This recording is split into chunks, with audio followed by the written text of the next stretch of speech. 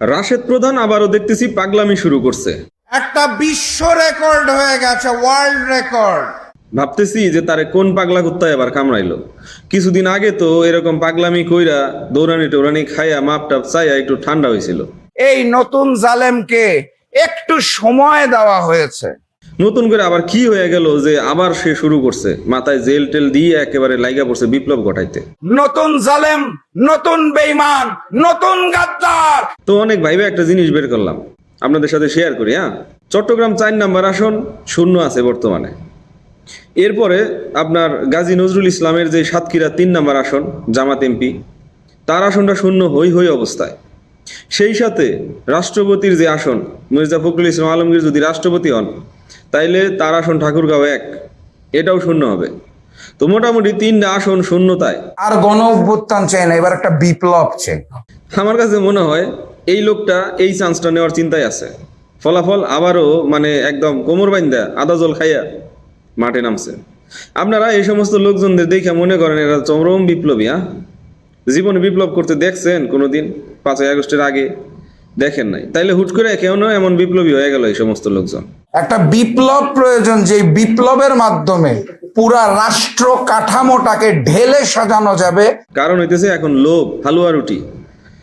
একবার গালাগালি কইরা চিল্লাপাল্লা কইরা নোংরামি কইরা ফাইনালি তার ক্রেডিট কিনিল, তার বইনেরে জামাতের পক্ষ থেকে আপনার সংরক্ষিত নারী আসনে এমপি বানাইলো। তো কথা হইতেছে এখন আবার সে চান্স নিতেছে, সম্ভবত এই যে শূন্য আসনগুলা শূন্য হবে। মির্জা ফখরুল ইসলাম আলমগীরের আসন শূন্য হবে, তারপরে গাজী নজরুল ইসলামের আসন জামাতের এমপি যেটা ওই যে নারী কেলেঙ্কারি ওইটা ঘটাইলো ওইটা আর কি। তো ওইটাও শূন্য হওয়ার পথে। এখন ইসির সিদ্ধান্ত বাকি আছে। আর আপনার চট্টগ্রাম 4 নম্বর আসন ওইটাও এখন শূন্য আছে অলরেডি। তো সম্ভবত ওইটার উপরে ফোকাস করে সে এরকম আবার পাগলামি শুরু করছে। তো কথা হইতেছে আপাত দৃষ্টিতে আমরা অনেক কিছু মনে করে ফেলি, মহান নেতা, বিশাল বিপ্লবী, অভ্যুত্থানের মহানায়ক, ইমাম। কিন্তু বাস্তব কথা হইতেছে ম্যাক্সিমাম লোকজন হইতেছে স্বার্থবাদী। ভেতরে ভেতরে তার ফোকাস থাকে এরকম স্বার্থের দিকে। নতুন জালেম, নতুন বেঈমান, নতুন গাদ্দার। তো রাশেদ প্রধান যেগুলা করতেছে এটা ভাই আসলে রাজনীতি না ভাই। আপনি রাজনীতির লোক আমার কাছে মনে হয় না।